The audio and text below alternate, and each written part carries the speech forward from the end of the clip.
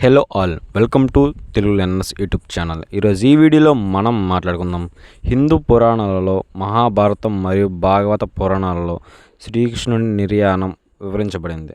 అయితే ఈ గ్రంథాల ప్రకారం నిజంగానే కృష్ణుడు మరణించాడా లేదా అన్నది ఈ వీడియోలో మనం తెలుసుకుందాం.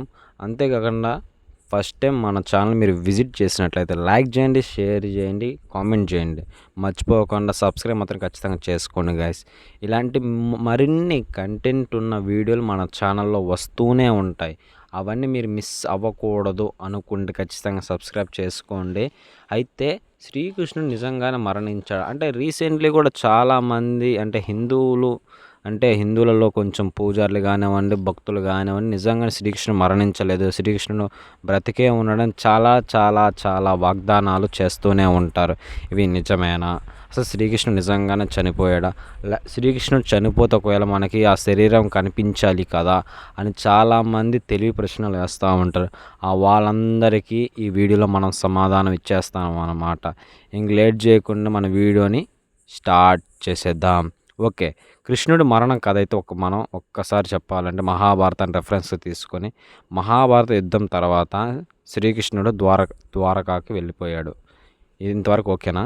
అక్కడ అతను 36 సంవత్సరాలు నివసించాడని మన హిందూ పురాణమే చెప్తుంది. యాదవ రాజవంశం క్షీణిస్తుండడంతో శ్రీకృష్ణుని రక్షణ ఉపసంహరించడం పడింది మరియు నగరం అంతర్గత విభేదాలతో బాధపడుతుంది.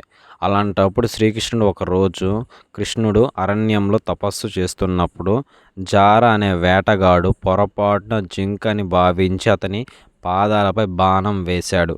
ఇదంతా మనకు తెలిసిన విషయమే. విశ్వరూపం లేదా విశ్వరూపం అని పిలువబడే శ్రీకృష్ణుని దుర్బలమైన ప్రదేశాన్ని బాణం తాకింది. శ్రీకృష్ణుడు మరణిస్తున్నప్పుడు అతను మోక్షాన్ని పొందాడని జారాకు అభయం ఇచ్చాడు. శ్రీకృష్ణుడి శరీరం దహనం చేయబడింది మరియు అతని ఆత్మ విశ్వంలో కలిసిపోయిందని మన మహాభారతం అక్కడ చెప్తుంది. కానీ రీసెంట్లీ చాలామంది హిందూ పురాణాలు తెలిసిన వారు శ్రీకృష్ణుడు చనిపోలేదమ్మా అని రీసెంట్లీ యూట్యూబ్లో వచ్చిందన్నమాట. దీన్ని అది బేస్ చేసుకుని నేను ఈ వీడియో చేయడం జరిగింది. శ్రీకృష్ణ మరణంపై చర్చ కొన్ని వివిధ రేషనాలిటీ ఉన్న వాళ్ళు చెప్తా ఉంటారు అనమాట. కొన్ని వివరణల ప్రకారం శ్రీకృష్ణ నిజంగా చనిపోలేదని సూచిస్తూ చెప్తా ఉంటారు అనమాట. వాళ్ళు మెయిన్గా మూడు తీసుకొని చెప్తా ఉంటారు. ఒకటి, తన దివ్య రాజ్యాన్ని అధిరోహించాడు, విశ్వ చైతన్యంతో కలిసిపోయాడు, మరో అవతారం ఎత్తుతాడు అని ఈ వాటిని బేస్ చేసుకొని మనకి శ్రీకృష్ణుడు బతికే ఉన్నాడని వాళ్ళ నమ్మకం. మరికొందరు అయితే శ్రీకృష్ణుడు భౌతిక శరీరం నశించిందని కానీ అతని ఆత్మ శాశ్వతంగా ఉందని నమ్మే వాళ్ళు చాలామంది ఉంటారని చెప్పుకోవచ్చు. ఇలా వాళ్ళు కొంతమంది శ్రీకృష్ణుడు నిజంగానే బతికే ఉన్నాడు అని చాలా మందికి చెప్తూ ఉంటారనమాట. వాటికి ప్రూఫ్స్ మన దగ్గర లేవు కాబట్టి వాళ్ళు చెప్పిన దాన్ని మనం వింటూనే ఉండాలి. అయితే శ్రీకృష్ణుని మరణం అయితే మెయిన్లీ మూడు ఉంటుందంటే అదేంటంటే జీవితం మరియు మరణం యొక్క చక్రం అని ఎవరికైనా మానవ జన్మ ఎత్తిన వాడికైనా జీవిస్తాడు, పుట్టినవాడికి మరణించక తప్పదు, మరణించిన వాడు పుట్టుక తప్పదు అన్నట్లు లెక్కే జీవితం మరియు మరణం యొక్క చక్రం. భౌతిక ఉనికికి యొక్క అస్వస్థ, ఆత్మ యొక్క పరమార్థం, ఈ మూడుని బేస్ చేసుకొని పుట్టినవాడు అంటే హిందూ మతంలో ఎవరైనా కానీ నమ్మే వాళ్ళు ఉంటే మనిషి పుట్టినప్పుడు మళ్ళీ చనిపోక తప్పదు, ఎవడు ఉండలేడు, జీవితాంతం శాశ్వతంగా ఈ భూమి మీద ఎవడు ఉండలేడు. అలాంటప్పుడు హిందూ మతంలో శ్రీకృష్ణుని మరణం దైవిక యొక్క శాశ్వతమైన స్వభావాన్ని మరియు ఆధ్యాత్మిక వృద్ధి యొక్క ప్రాముఖ్యతను గుర్తు చేస్తుందని చెప్పుకోవచ్చు. మీరు శ్రీకృష్ణుని జీవితం మరియు బోధనల యొక్క మరిన్ని అంశాలు చాలామంది యూట్యూబ్లలో చెప్తూ ఉంటారు.